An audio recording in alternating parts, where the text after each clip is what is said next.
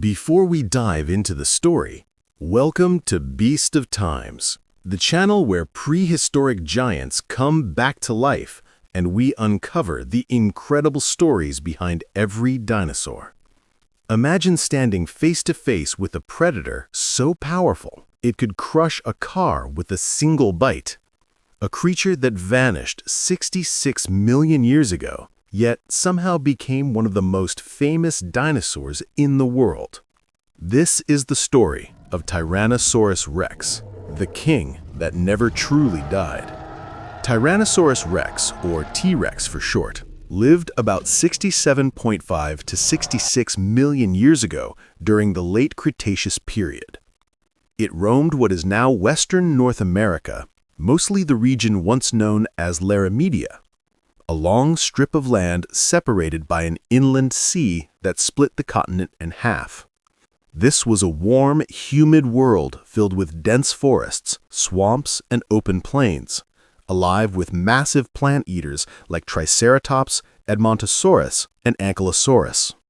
And towering above them all was T-Rex, 12 meters long, weighing nearly 9 tons, with teeth the size of bananas, and a bite so strong it could crush bone like dry twigs. Its skull alone was longer than an adult human, filled with muscles that gave it the strongest bite of any land animal ever known. Its tiny arms fueled one of the biggest scientific debates. Was it a hunter or a mere scavenger? The drama of that question only added to its legend. But this video isn't just about how it lived, it's about how it became legendary. The story starts in 1902 when fossil hunter Barnum Brown, one of the most colorful characters in paleontology, uncovered enormous bones in the Montana Badlands. He was working for the American Museum of Natural History, led by the ambitious paleontologist Henry Fairfield Osborn. 2 years later, Osborn named the new creature Tyrannosaurus rex, meaning Tyrant Lizard King.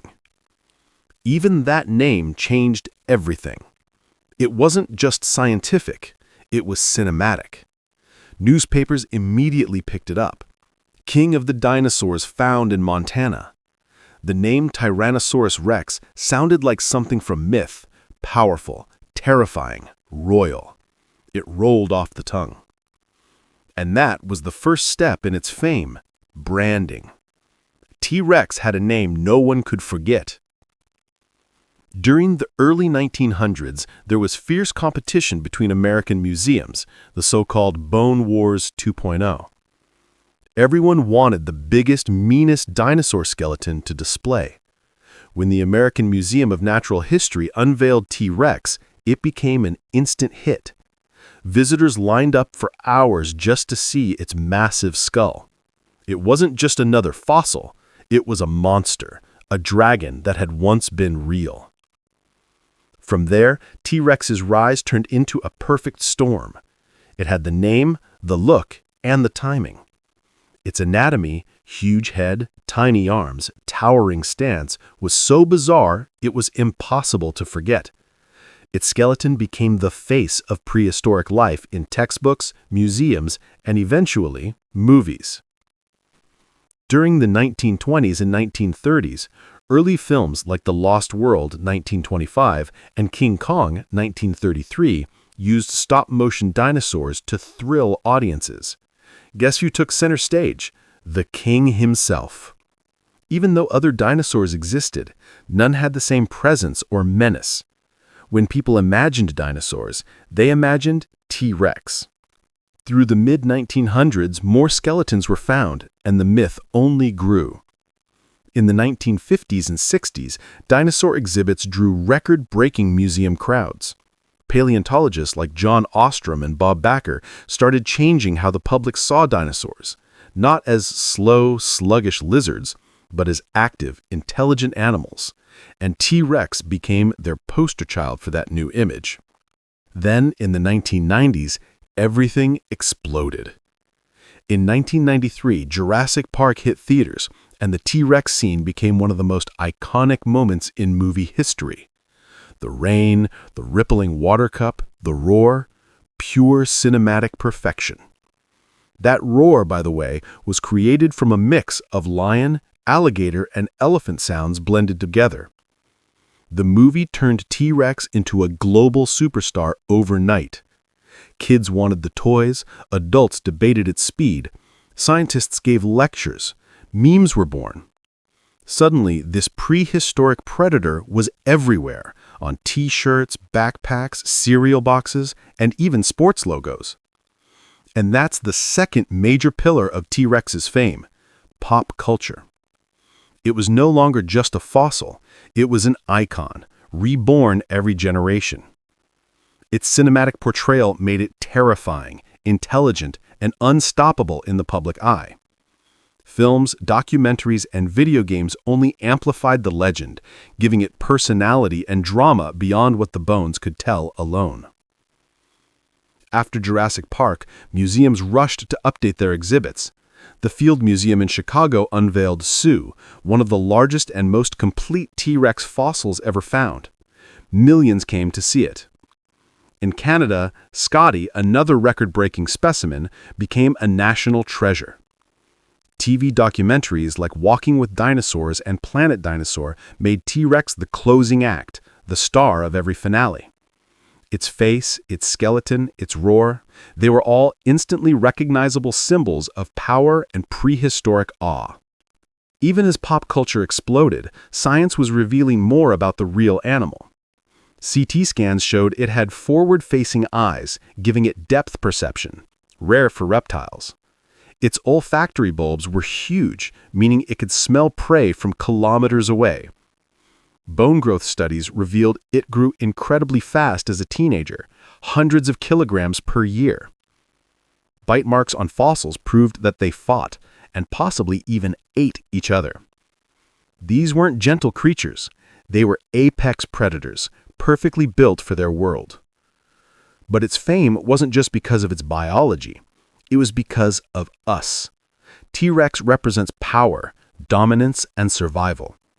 It became the symbol of everything fierce and unstoppable. When artists draw dinosaurs, they draw T-Rex first. When kids imagine prehistoric worlds, they picture that massive head and tiny arms. It's nature's ultimate logo. Even among scientists, T-Rex is a constant headline generator. Every new study about its speed, feathers, growth, or bite force goes viral instantly. Why? Because people care. T-Rex became the gateway dinosaur, the one that made people fall in love with paleontology in the first place. And here's an interesting thought. T-Rex might not even have been the largest predator of its time. Spinosaurus and Giganotosaurus may have rivaled it in length, but none of them became legends. That shows how fame isn't just about size, it's about timing, image, and story. When the asteroid struck 66 million years ago, T-Rex's world ended. Dust blocked the sunlight, the food chain collapsed, and the last of the dinosaurs vanished. But its story didn't end there. Millions of years later, humans would find its bones and turn them into myths. And that's the final pillar of T-Rex's fame: resurrection.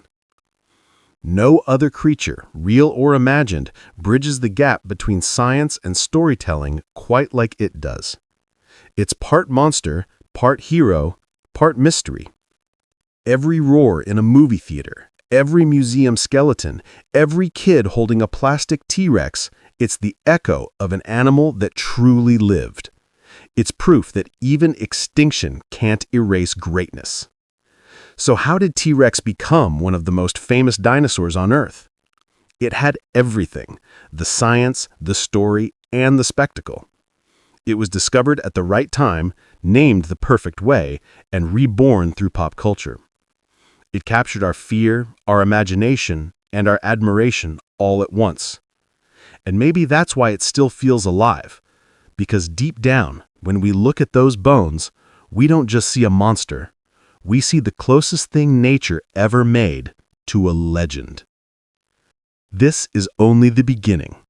Every dinosaur has its own incredible story, from hunters of the skies to giants of the swamps, and I'll be uncovering them all, one by one.